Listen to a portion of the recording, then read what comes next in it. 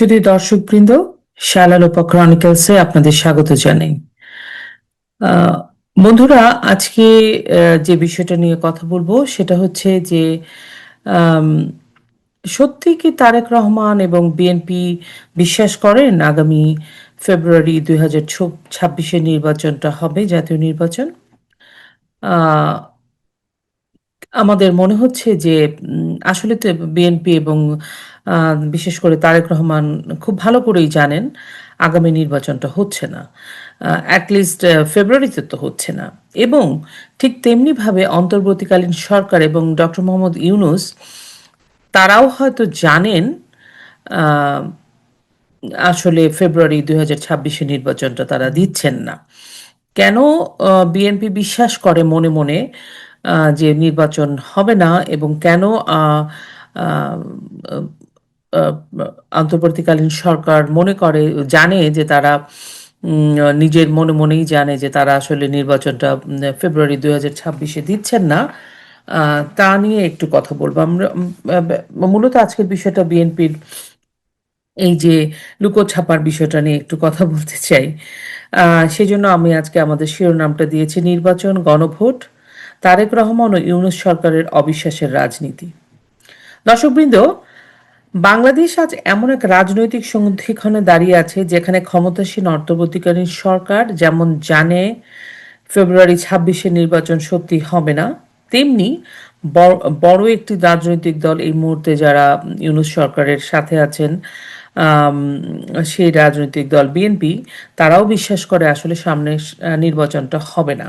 বরং উভয় পক্ষ তাদের বক্তব্য, আচরণ, বাস্তবতা সবকিছু মিলিয়ে দেখা যাচ্ছে নির্বাচনের সময়সীমা, নির্বাচনের বাতাবরণ সবকিছু নিয়ে তারা কেমন একটা ছল চাতুরি করছে।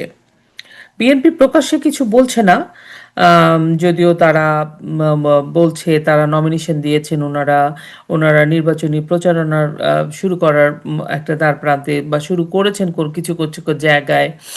এবং ওনারা বিএনপির ভারপ্রাপ্ত সভাপতি, চেয়ারম্যান, তিনি বক্তব্যও দিচ্ছেন অনলাইনে, কিন্তু তারপরেও কোথায় যেন মনে হচ্ছে তাদের নির্বাচন হবে কি হবে না এটা নিয়ে তাদের বিশ্বাসের নিজেদেরই ঘাটতি আছে। কারণ মানুষ তো এত বোকা নয়, মানুষ সমস্ত কিছু বুঝতে পারে। অনেক সময় মানুষ আসলে ক্ষমতার কাছে অসহায়, এটা হচ্ছে মূল কথা। রাষ্ট্র ক্ষমতাটা যার কাছে থাকে তার কাছে মানুষ জিম্মি, মানুষ অসহায়। কিন্তু এইবারের পরিস্থিতিটা ভয়ঙ্করভাবে একদম মনে হচ্ছে ভিন্ন। বিএনপি প্রকাশ্যে বলছে না ফেব্রুয়ারিতে নির্বাচন হচ্ছে, কিন্তু তাদের পদ্ধতি, তাদের কৌশল বা তাদের বক্তব্যের ফাঁক ফোকর, তাদের দলের শীর্ষ নেতৃত্বের আইনি বাস্তবতা বিশ্লেষণ করলে স্পষ্টই আমরা বুঝতে পারি তারা অন্তরের অন্তঃস্থল থেকে তারা বিশ্বাস করেন নির্বাচন কোনোভাবেই সম্ভব হবে না। তাহলে কেন এটা আমাদের কাছে মনে হচ্ছে যে তারা মনে করেন, তা আমরা কি অন্তর্যামী যে তাদের ভিতরে যে আমরা বুঝে ফেলছি যে ওনারা বিশ্বাস করেন না, বিএনপিরা বিশ্বাস করেন নির্বাচন হবে না? না, আমরা অন্তর্যামী নই। আমরা মানে স্বাভাবিক একজন, যেহেতু আমি বিশ্লেষণ করি, আমরা বলছি কারণ এটা সাধারণ মানুষেরও কথা। আমরা যারা বিশ্লেষণ করি, বিশ্লেষক, রাজনীতি বিশ্লেষণ করি, তারা তো সাধারণ মানুষের কথাগুলোই তুলে আনি, পরিবেশ পরিস্থিতি এবং কিছু তথ্য উপাত্ত তুলে নিয়ে এসেই তারপর আমরা কথা বলি। সেজন্য আমি আমার জায়গায় আমরা বলছি। আমি আসলে সবসময় কালেকটিভিটি, ইনক্লুসিভনেসে বিলিভ করি, সেজন্য বলছি। তাহলে আমি কেন মনে করছি যে তারেক রহমান নিজেই বিশ্বাস করেন না বা বিএনপি বিশ্বাস করেন না নির্বাচনটা ফেব্রুয়ারিতে হবে, আগামী ফেব্রুয়ারিতে? কারণ আপনি প্রথমে আসি তারেক রহমান এবং বিএনপির দিকে। বিএনপি বারবার দাবি করছে 26 নির্বাচন হবে এবং নির্বাচনে তারা এই পদ্ধতিতে যাবে, তার ম্যানিফেস্টো এরকম হবে, তারা ইসলামিক ইনসাফ প্রতিষ্ঠিত করবে, নানান কথা। কিন্তু আমার কথা হচ্ছে এই কথাগুলো তারেক রহমানই বলছেন। তাহলে তারেক রহমান একজন দলীয় প্রধান হিসেবে, এবং অনেকে বলছেন ভবিষ্যৎ প্রধানমন্ত্রী হতে পারেন, একজন দলের প্রধান। এর আগে আমরা যে কোনো দলের প্রধান, আওয়ামী লীগের প্রধান শেখ হাসিনা ক্ষমতায় ছিলেন, বিএনপির প্রধান আহ, খালেদা জিয়া ক্ষমতায় ছিলেন। এখন যদি বিএনপি সংখ্যাগরিষ্ঠ ভোট নিয়ে সংসদে যায়, তাহলে তারেক রহমান হবেন। তারেক রহমান যেহেতু আপাতত ভারপ্রাপ্ত দলীয় প্রধান, খালেদা জিয়ার শরীরটা ভালো নেই। উনি এখন আর অত কাজ করেন না দলের জন্য। সো ধরে নিচ্ছি উনি, সবাই বলছেন উনি প্রধানমন্ত্রী হবেন, তাহলে একজন ভাবী প্রধানমন্ত্রী, একজন দলের প্রধান তারেক রহমানের কি বাংলাদেশের জাতীয় পরিচয়পত্র বা এনআইডি আছে? আপনাদের কাছে প্রশ্ন করছি। আপনি কি জানেন? যদি না থাকে তাহলে তিনি ভোটার নন। ভোটার না হলে তিনি বাংলাদেশের নির্বাচনে অংশ নিতে পারবেন? এটি একটি মৌলিক আইন, নির্বাচনে অংশ নিতে পারবেন না, ভোটার হতে হবে তাকে। তারেক রহমানের পাসপোর্ট কি বাংলাদেশি পাসপোর্টধারী উনি? উনি তো বহু বছর বাংলাদেশ থেকে বাইরে আছেন, এক্সাইলে আছেন, রিফিউজি স্ট্যাটাসে আছেন বা যে কোনো স্ট্যাটাসে আছেন, আমি জানি না। সুতরাং আমি উনি কোন স্ট্যাটাসে আছে সেটা নিয়ে আমি এই লিগ্যাল বিষয় নিয়ে কথা বলতে চাই না। কিন্তু বাংলাদেশের পাসপোর্টটা কি তারেক রহমান এখন বহন করছেন? সেটা আমার প্রশ্ন। বাংলাদেশি পাসপোর্ট, এত বছর উনি বাইরে, উনি কি আমাদের আমি খোঁজ নিয়ে যতদূর জেনেছি যে আমাদের যে বিদেশে উনি যেই দেশে অবস্থান করছেন সেই দেশের কোনো কনসুলেট অফিসে যেয়ে কি বাংলাদেশি তো উনি কি পাসপোর্ট নবায়ন করেছেন? আমি তো শুনিনি। করতে পারেন। করলে সেটা স্বচ্ছতার দাবি রাখে। উনি যেহেতু একটা দলের প্রধান, উনি একটা নির্বাচন করে দলের দেশেরই প্রধান হয়ে যাবেন। সুতরাং এই ট্রান্সপারেন্সিগুলো ওনার থাকা উচিত এবং বাংলাদেশের মানুষকে এই জবাবদিহির জায়গাগুলা, এই স্বচ্ছতাটাগুলা উনি ওনার প্রথমে ক্লিয়ার করা উচিত। সেটা আমি মনে করি। বাংলাদেশি পাসপোর্ট না থাকলে বা এনআইডি না থাকলে উনি ভোটার না। ওনাকে আগে ভোটার লিস্টে নিজের নামটাকে সংযুক্ত করতে হবে। এখন কেউ বলতে পারেন যে প্রবাসীরা ভোটার হতে পারে। তাহলে প্রবাসীরা ভোটার হতে হলে উনি কি ব্রিটিশ উনি তো লন্ডনে আছেন, তাহলে কি উনি ব্রিটিশ পাসপোর্টধারী, নাকি উনি ডুয়াল পাসপোর্টধারী, নাকি ওনার স্ট্যাটাসটা কি? মানে এই জিনিসগুলো খুব মৌলিক মৌলিক বিষয় না? আপনাদের প্রশ্ন করছি আর কি, এগুলো তো সব মৌলিক, একটা খুব সাধারণ বেসিক কোয়েশ্চেন। উনি নির্বাচন নিয়ে কথা বলছেন, উনি নির্বাচনের ম্যানিফেস্টো নিয়ে কথা বলছেন, উনি আগামীতে দেশে ক্ষমতায় গেলে ওনারা কিভাবে দেশ চালাবেন সেটা নিয়ে কথা বলছেন, কিন্তু উনি আদৌ ভোট দিতে পারবেন কিনা বা উনি ভোটে দাঁড়াতে পারবেন কিনা, কোনো একটা জায়গায় উনি প্রতিদ্বন্দ্বিতা করতে পারবেন কিনা সংসদে যাওয়ার জন্য, সেটাই তো ক্লিয়ার নয়। এবং একজন রিফিউজি যদি উনি হয়ে থাকেন, ফর এক্সাম্পল ওনাকে যে উনি বহু বছর যাবৎ বিদেশে আছেন, তখন আপনারাই বলেন, বিএনপির বন্ধুদের বলছি, আপনারাই বলেন ওনাকে রাজনৈতিক দমন পীড়নের জন্য উনি অন্য দেশে যেতে বাধ্য হয়েছে, যেটা এখন আহ, ওনার ওনার উপর অত্যাচার হয়েছে, সেটা ওনারা বলতে চান। কিন্তু উনি তো অনেক বছর বাইরে আছেন, তো ওনার তো একটা বাইরে থাকতে হলে তো একটা স্ট্যাটাস আছে। আমি বাইরে আছি, যারাই বাইরে আছে প্রত্যেকের একটা স্ট্যাটাস আছে। এই দুই তিনটা ক্যাটাগরির স্ট্যাটাস থাকে। কেউ ব্রিটিশ মানে একটা দেশের পাসপোর্ট নিয়ে নেয়, কেউ একটা দেশে ইমিগ্র্যান্ট হিসেবে থাকে, কেউ একটা দেশে রিফিউজি হিসেবে থাকে, এই তো, কেউ একটা দেশে বিজনেস ইনভেস্টর হিসেবে থাকে, সেটাও কিন্তু একটা ইমিগ্রেশনের একটা প্রক্রিয়া। তাহলে উনি আবার কেউ চাকরি নিয়ে যায় সাময়িকভাবে, একটা চাকরি নিয়ে যায়, তো ওনার যদি স্ট্যাটাস আমরা পর্যবেক্ষণ করি, এত বছর জন্য আছেন, পলিটিক্যাল কারণে উনি বাইরে গেছেন এবং গত 18-20 বছর উনি বাইরে আছেন, এরকম শোনা যায় না যে উনি যেহেতু একজন বড় মানুষ, উনি তো অনেক বড় বিখ্যাত মানুষ, সেই জন্য জানা যায় উনি কি করছেন। উনি কোনো চাকরি বাকরি, উনি চাকরির ভিসা নিয়ে যাননি, পলিটিক্যালি তো গেছেন, পলিটিক্যাল কারণে ওনার, ওই কারণেই তো গেছেন। তো এগুলো থেকে স্পষ্ট আসলে যে একটা দলের প্রধান, উনি কথা বলছেন এবং ওনাদের যে নীতি নির্ধারণী গ্রুপটা আছে, ওনারা আসলে সবাই জানেন তারেক রহমান নির্বাচনে আসতে পারা না পারাটাই একটা প্রশ্নবোধক হয়ে দাঁড়িয়েছে। সেই কারণেই সবাই যখন বলে তারেক রহমান দেশে আসেন না কেন, কারণ দেশে আসার জন্য যে আইনি প্রক্রিয়াটা লাগবে, সেই প্রক্রিয়াটার মধ্যে প্রক্রিয়াটাই তারেক রহমানের জন্য এখনো পর্যন্ত ফেভারে না। কিন্তু তারপরেও আছে অনেক, তারেক রহমান আসার আগেই বলছেন আমার নিরাপত্তার জন্য আমার বিশেষ বুলেট প্রুফ কার লাগবে, সেগুলো আছে, এবং নিরাপত্তা তো আসলেও দরকার, বাংলাদেশের যে অবস্থা হতেও পারে, আহ, এটা তো খুব স্বাভাবিক, এটা এটা নিয়ে আমার কোনো প্রশ্ন নেই। আমার প্রশ্ন হচ্ছে এই লিগেল বিষয়টা নিয়ে, যে উনি আসলে নির্বাচনে দাঁড়াতে পারবেন কিনা, নির্বাচনে দাঁড়ানোর জন্য যে প্রাথমিক যেই বিষয়গুলো লাগবে প্রাথমিক যে যোগ্যতাগুলো লাগবে, যোগ্যতা ইন এ সেন্স ওনার যে কাগজ, ভোটার আইডি, এনআইডি, ভোটার লিস্টের নাম থাকা, পাসপোর্ট, এগুলো ওনার আছে কিনা। আর সেটা যদি না থাকে তাহলে ওনারা যে যে নির্বাচনী প্রচারণা করছেন, লোকজন পয়সাপাতি দিয়ে, টাকা পয়সা দিয়ে নমিনেশন পেপার কিনছে, তারা আবার নির্বাচনী প্রচারণা করছে, সেটার ভিত্তিটা কি? কারণ যারা আপনারা বিএনপির নমিনেশন কিনছেন, নমিনেশন পেপার কিনতে তো পয়সা লাগে। অল্প পয়সা, বেশি পয়সা, সেটা তো পয়সা না।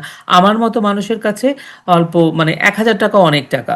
এই জন্য আমি বলছি পয়সা লাগে। তো সেটা দিয়ে আপনারা করছেন, নিশ্চয়ই আপনারা জানেন। কিন্তু জাতি হিসেবে আমাদের ভবিষ্যৎ, যদি উনি ক্ষমতায় চলে গিয়ে প্রধানমন্ত্রী হয়ে যান, কিভাবে হবেন? উনি যেহেতু বাংলাদেশের মানুষের কাছে ভিডিও কনফারেন্সিং এর মাধ্যমে অনেক কথা বলছেন যে ওনার ফিউচার কমিটমেন্টটা কি হবে, তাহলে ওনার যে প্রেজেন্ট অবস্থান, সেই বিষয়টা আসলে ওনার জাতিকে এবং মানুষকে, ওনার দল এবং দেশের মানুষকে জানানো উচিত। ট্রান্সপারেন্ট হওয়া উচিত, স্বচ্ছতা, যেটা আসলে উনি বা ওনার দল, ওনার মহাসচিব, ওনার রাজনৈতিক যে নেতা নেতৃবৃন্দ বা উনি নিজে কেউই পরিষ্কার করছেন না। এবং পরিষ্কার করছেন না বলেই আমাদের কাছে মনে হচ্ছে, আমার কাছে মনে হচ্ছে ওনারা বিএনপি বোধহয় এই যে নির্বাচনী পুরা বাতাবরণ একটা তৈরি হয়েছে, সেখানে পার্টিসিপেটর হিসেবে কাজ করছেন। একটা ওকে ফাইন, আমরা পার্টিসিপেট করছি, আসলে তো ফেব্রুয়ারি 2026-এ নির্বাচনটা হবে না। যদি সেটাই হয়, ওনারা সেটা বুঝে থাকেন, বিশ্বাস করেন মনে মনে, তাহলে যেসব মানুষগুলো নমিনেশন পেপার কিনছেন, আহ, তাদেরকে এই ধোঁকা, বা তারা তারা যদি জেনে বুঝে ধোঁকার মধ্যে পড়েন তাহলে তো আর কিছু বলার নেই। কিন্তু এটা এক ধরনের, আমার মনে হয় ঠিক কাজ হচ্ছে না। এই গেল তারেক রহমানের বিষয় আমি একটু জানতে চাইছিলাম, সেজন্য আমি পডকাস্ট, এই ভিডিওটা আজকে করলাম। এবার একটু ছোট্ট করে আমি বলে ফেলি যে আহ, অন্তর্বর্তীকালীন সরকার বা ইউনূস সরকার নিজেই কি বিশ্বাস করেন যে আম, আগামী ফেব্রুয়ারি 2026-এ নির্বাচনটা হবে? বিশ্বাস করেন বলবো না, ওনাদের বেলায় প্রযোজ্য হবে। ওনারা মনে মনে তো জানেন যে নির্বাচনটা আসলে হবে না। ওনারা এটা বলার জন্য বলছেন, কারণ ওনারা তিনটা কথা স্টিক করে আছেন। ওনারা নাকি তিনটা ম্যানিফেস্টো নিয়ে এসছেন অন্তর্বর্তীকালীন সরকার। সেটা হচ্ছে, এক, ওনারা সংস্কার করবেন। কি সংস্কার হলো সেটা দেখতে পেয়েছেন সবাই। দুই, ওনারা আইনের স্বচ্ছতা আনবেন, যথাযথ আইনের ব্যবহার প্রয়োগ আনবেন। সেটা কি আইন হলো, কি রায় হলো, সেগুলো আমরা বাংলাদেশের মানুষরা, পৃথিবীর মানুষ সেটা নিয়ে আলোচনা করছে, ঢাঢাড়িড়ি পড়ে গেছে। তিন, ওনারা একটা স্বচ্ছ, ফ্রি অ্যান্ড ফেয়ার নির্বাচন দিবেন। আচ্ছা, তাহলে আমরা যেহেতু নির্বাচন নিয়ে কথা বলছি, বাকি দুই প্রসঙ্গ আমরা রেখে দিই। নির্বাচন নিয়ে একটু বিষয়ে বলি যে ওনারা আসলে জানেন আগামী ফেব্রুয়ারিতে নির্বাচনটা হচ্ছে না। কেমন করে আমি বললাম ওনারা জানেন? আর মাত্র 96 দিন, আমি যদি আজকের দিন ধরি, আর ফেব্রুয়ারির 28 তারিখে ওনারা নির্বাচনটা দিবেন, একদম শেষ দিন। তারপরেও 96 দিন আছে। এই 96 দিনে ওনারা, 96 দিনের আগে ওনাদের কোনো, এখনো পর্যন্ত একটা, ওনারা মানে নির্বাচন কমিশন ঠিকমতো তাদের কাজটাই শুরু করতে পারেনি নির্বাচনী ট্রেনটা চলার জন্য। তফসিল ঘোষণা তো দেয় নাই। এখন তারা বলছে ডিসেম্বরের দ্বিতীয় সপ্তাহের মধ্যে তফসিল দিবে। আচ্ছা, তফসিল দেওয়া মানে নির্বাচন শুরু হয়ে যাওয়া। তাহলে ওনারা এর মধ্যে একটা সংবাদ সম্মেলনে ওনারা বললেন যে একই দিনে নির্বাচন ও গণভোটের আয়োজন করার প্রস্তুতি নিয়েছেন। সরকার চিঠি দিয়েছে কাকে? নির্বাচন কমিশনকে। খেয়াল করুন, সরকার ইসিকে নির্বাচনের প্রস্তুতি নেওয়ার কথা বলেননি। উনি কিন্তু কোনো টাইম দেয়নি যে অমুক টাইমে নির্বাচন হবে, আপনারা প্রস্তুতি নেন। বরং ওনারা একটা বিষয় স্ট্রিক করেছেন, সেটা হচ্ছে একই দিনে নির্বাচন এবং গণভোট করতে হবে। এটি একটি অস্বাভাবিক, নজিরবিহীন এবং প্রশাসনিকভাবে প্রায় অসম্ভব ব্যাপার। যদি সেটা করা হয়, মনে করেন জোর জোর করে একটা গণভোট আর নির্বাচন দিয়ে দিল, তাহলে বুঝতে হবে সেটা একটা গ্যাটিস দিয়েও, গ্যাটিস মানে হচ্ছে এটা যেন তেনভাবে জোড়াতালি, উনি যে জোড়াতাপ্পি মেরে চলছেন, এতদিন পর্যন্ত জোড়াতাপ্পি মেরে চলছেন। কেন এমন নির্দেশ ওনারা দিলেন? কারণ ওনারা আসলে মনে মনে জানেন অনেক আইনি বিতর্ক তৈরি হবে, রাজনৈতিক অস্থিরতা তৈরি হবে, সুপ্রিম কোর্টের তত্ত্বাবধায়ক রায় বাস্তবায়নের সময় নিয়ে একটা জটিলতা শুরু হয়েছে। মানুষ বুঝতে পারছে না আসলে অন্তর্বর্তীকালীন সরকারের অধীনেই নির্বাচন হবে নাকি তত্ত্বাবধায়ক সরকার হবে। তত্ত্বাবধায়ক এখানে একটা বন্ধুরা একটা ছোট্ট বিষয় আমি আপনাদের সামনে তুলে ধরি। সেটা হচ্ছে অন্তর্বর্তীকালীন সংবিধান মোতাবেক আমাদের অন্তর্বর্তীকালীন সরকার দৈনন্দিন প্রত্যাহিক কাজ চালিয়ে যাবেন। তারপরে একটা নির্দলীয় নিরপেক্ষ সরকার, তত্ত্বাবধায়ক সরকারের অন্ডিরে বা যে কোনো ভাবেই ওনারা একটা নির্বাচন দিয়ে ওনারা চলে যাবেন। তো ভোট করা কি একটা প্রত্যাহিক কাজ? ওনারা প্রত্যেকটা জিনিস ভঙ্গ করেছেন আইনের। এক, ওনারা এই এত বড় একটা আইন নিয়ে নিলেন হাতে, বিচার ব্যবস্থা, বিচার করবেন, সংস্কার, এখন ভোট। ওনার অন্তর্বর্তীকালীন সরকারের যে ডেফিনেশন দৈনন্দিন কাজ করবে সেই ডেফিনেশনেই তো ওনাদের পড়ে না। এখন ওনারা ভোটের ভিতরে আবার গণভোট ঢুকিয়েছেন, যেটার সাথে বাংলাদেশের মানুষ তো পরিচিতই না। এবং ইসির জন্য, নির্বাচন কমিশনের জন্য এইটাকে ম্যানেজ করাটা যে যেটা একটা ভীষণভাবে একটা অসম্ভব ব্যাপার। মানে এই ডাবল প্রক্রিয়া, ভোট এবং গণভোট একই দিনে চাপিয়ে দেওয়ার, তো এটা একটা নির্বাচন ইসির উপর একটা প্রচণ্ডভাবে অতিরিক্ত চাপ। তখনই ইসি বলবে, নির্বাচন কমিশন বলবে, আমার আসলে সময় দরকার। আমি ভোট এবং গণভোট, জাতীয় নির্বাচন এবং গণভোট যদি একসাথে করতে হয় তাহলে আমার সময় লাগবে, এবং সেটা যদি লাগে তাহলে স্বাভাবিকভাবেই নির্বাচনটা পেছাবে, নির্বাচনটা হবে না। ইসি বলেছেন কিন্তু এই কথাটা। এমন চ্যালেঞ্জ পূর্বের কোনো কমিশন মোকাবেলা করেনি।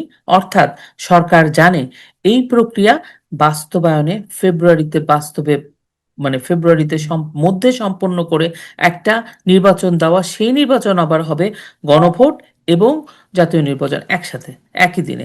এটা একটা অসম্ভব ঘটনা। এবং ইসি জানে, ইসি এক সময় বলবে আমার সময় লাগবে। যদিও তারা এখন বলছে যে ডিসেম্বরের দ্বিতীয় সপ্তাহে তারা তফসিল দিয়ে দিবে, বাট সমস্ত কিছু যদি আপনি বিচার বিবেচনা করেন, বিএনপির বিষয়টা তো আমি বললামই, এবং সরকারের বিষয়টা, সরকার আসলে সময় চাইছে, কাল ক্ষেপণ করতে চাইছে। কারণ ইউনূস সরকার যতক্ষণ না পর্যন্ত নিশ্চিত হবেন যে তার মেটিকুলাস ডিজাইনে, তার ফর্মুলা অনুযায়ী তার সরকার ক্ষমতায় না বসবে এবং তিনি রাষ্ট্রপতি হতে না পারবেন, ততক্ষণ পর্যন্ত তিনি এটাকে পুশ করবেন, পিছাতে চেষ্টা করবেন। তিনি আসলে চান না নির্বাচন। ফলে এই দুই দিকে একই বাস্তবতা প্রকাশ পাচ্ছে। বিএনপিও জানে নির্বাচন হবে না, এটি বিশ্বাস করে, কারণ তাদের প্রধানের নিজস্ব কোনো আইনি ব্যবস্থায় তাকে নির্বাচন থেকে দূরে রেখেছে। তার আইনি বিষয়গুলো অস্বচ্ছ অবস্থায় আছে। এবং এই স্বচ্ছতা যতদিন পর্যন্ত না আমরা জানতে পারবো, ততদিন পর্যন্ত আমরা ধরেই নিব আইনি জটিলতা আছে তার নির্বাচনে অংশ নেওয়া, ভোটে অংশ নেওয়া বা নির্বাচন প্রতিদ্বন্দ্বিতা তো দূরের কথা, তার সাথে ভোট দিতে পারবে বা সে ভোটার আছে কিনা বাংলাদেশে, সেটা নিয়েও একটা সন্দেহ দেখা দিয়েছে। অন্যদিকে ইন্টারিম সরকারও জানে ফেব্রুয়ারিতে তো আসলে নির্বাচন সম্ভব না, তাই তারা ইসিকে জটিল একটা নির্দেশনা দিয়েছেন যেন ওই দিন, মানে এর মধ্যে তারা গণভোট এবং জাতীয় নির্বাচন একই দিনে করার প্রক্রিয়াটা সম্পন্ন করে। কিন্তু তারা নির্বাচনটা কবে হবে অন্তর্বর্তীকালীন সরকার থেকে সেরকম কোনো প্রস্তাব বা সেরকম কোনো নির্দেশনা এখনো পর্যন্ত নির্বাচন কমিশন পায়নি। তো এ থেকে বোঝা যায় একটা স্পষ্ট, নির্বাচনকে সামনে রেখে রাজনীতির উভয় পক্ষই বিশ্বাস অবিশ্বাস, অস্থিরতা, অসত্য, মানে অসত্য ব্যাপারগুলোকে, মানে মিথ্যার একটা কথা বেসাতি, আম, অসত্য একটা অবাস্তব প্রত্যাশা মানুষকে দিয়ে মানুষকে ব্যস্ত রেখেছে। এটাও এক ধরনের ব্লাফ। তো যেখানে জনগণ নির্বাচন চায়, সেখানে রাজনৈতিক নেতৃত্ব নির্বাচন দিয়ে নিয়েই দ্বিধাগ্রস্ত, নির্বাচন হবে কিনা। একটা বিশাল বড় অংশ, যার 40 থেকে 50% ভোটার, সেই নির্বাচন রাজনৈতিক দলটিকে নির্বাচন থেকে বাইরে রাখা হয়েছে। মানে সবকিছু মিলিয়ে মানে আমরা সেদিকেই যাচ্ছি। আসলে আদৌ ফেব্রুয়ারিতে নির্বাচনটা হবে কি না 2026-এ, সেটা নিয়ে দ্বিধা দ্বন্দ্ব। এবং আপনি যদি যুক্তি তর্ক আপনি নিজে চিন্তা করেন, আপনি যদি একে একে সমস্ত যুক্তির জালগুলো নিজেই একটার পর একটা যুক্তি দাঁড় করান, আপনি নিজেই বুঝতে পারবেন এখানে ইসি ইসি মানে স্বচ্ছতা চায়, সেখানে সরকার তাদের উপর চাপ বাড়াচ্ছে, বা ইসির চাইলেই কতটুকুন কি করতে পারবে, সবকিছু মিলে আমার মনে হয় যে আগামী 2026-এর নির্বাচনটা তারেক রহমান বা বিএনপিও যেমন বিশ্বাস করে মনে মনে নির্বাচন হবে না, অ্যাটলিস্ট বিএনপির নেতৃবৃন্দের কথা বলছি, আমি তৃণমূলের কথা বলছি না, তেমনি অন্তর্বর্তীকালীন সরকার প্রফেসর ইউনূস এবং তার যে পুরা সরকার আছে, তারা নিজেরাও আসলে জানে আগামী ফেব্রুয়ারি 2026-এর নির্বাচনটা তারা দিচ্ছেন না বা দিতে চাচ্ছেন না, কিন্তু এই কথাটা হয়তো নির্বাচন কমিশনের মুখ দিয়ে বা নির্বাচন কমিশনের মুখ দিয়ে বলিয়ে নিতে চাচ্ছেন যে তারা আসলে সময় চান।